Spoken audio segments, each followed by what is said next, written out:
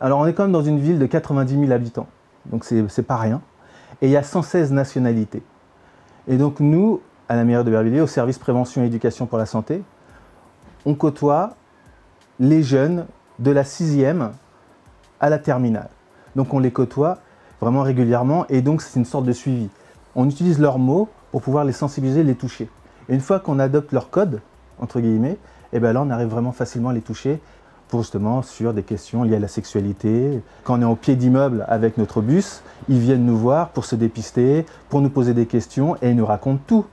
Et justement ça fait un peu le lien avec l'écoute. Ça veut dire que quand, avant j'étais écoutant, et en fait ce qui était intéressant à l'écoute, c'est que tu décrochais et boum, il n'y avait pas de préliminaire et tu avais tout de suite un message clair, net, même des fois cru. Et donc il fallait reformuler derrière. Et bien là on est dans le même cas précis. Donc là l'écoute me sert énormément, dans le sens où quand la jeune vient, eh ben, il va me parler cash, je vais pouvoir reformuler avec lui, et justement après je vais adapter mon message, et il va passer tout seul. Pour les étudiants et les personnes en errance, il faut venir le soir. Et donc l'horaire est hyper important. Donc on commence à 20 h, on peut terminer à minuit, 1 h du matin, ça c'est pas un souci, parce que le but c'est d'apporter quelque chose à la population. Et donc quand on fait ça, au niveau des TROD, dépistage, ils viennent, le message passe très bien, et nous, ce qu'on ne veut pas, c'est des perdus de vue. Et les perdus de vue, ça veut dire qu'on découvre une personne séropositive, c'est déjà arrivé, et de le dire, bon bah attends, tu vas prendre rendez-vous tel jour à l'hôpital, et basta. Est-ce qu'il va y aller? On ne sait pas. Et donc le point fort et le point culminant de tout ça, c'est SIDA Info Service.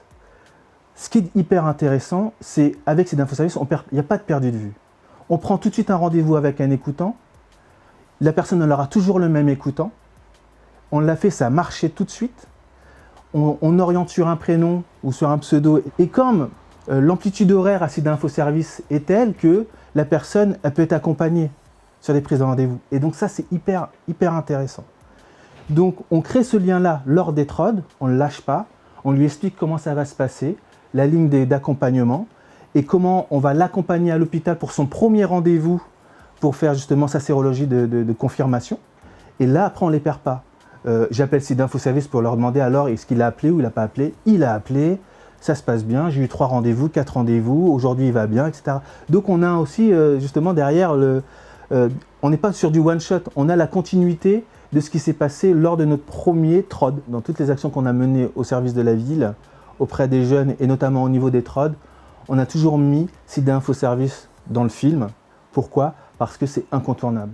Si aujourd'hui on a par exemple les autotests avec le numéro de SIDA Info Service, c'est pas rien, c'est qu'il faut faire quelque chose. C'est-à-dire que les gens, ils font leur autotest, ils peuvent appeler SIDA Info Service, c'est parce qu'ils sont formés surtout, SIDA Info Service, pour répondre à toutes les questions. Et donc, ce qui est intéressant aussi à SIDA Info Service, on pense la plupart du temps que c'est un annuaire simplement, où on peut faire juste ça. C'est pas ça, c'est des gens qui sont formés, ils répondent sur la contraception, sur de la santé sexuelle, sur du droit. Moi, franchement, SIDA Info Service, je l'ai dans l'ADN, c'est mon ADN.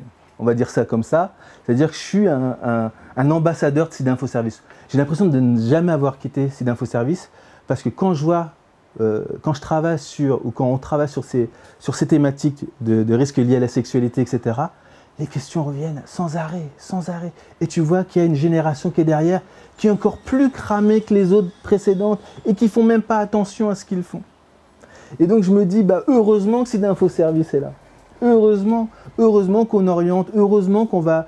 les gens qui sont très angoissés, ils vont nous appeler, puis en fin de compte, tu le sens au téléphone, ils sont très angoissés, puis après ça redescend, et après ils sont hyper contents, tu vois, parce qu'ils se disent, bah mince, SIDA Info Service a changé ma manière d'intervenir sur le terrain, et mettre l'accent sur l'écoute.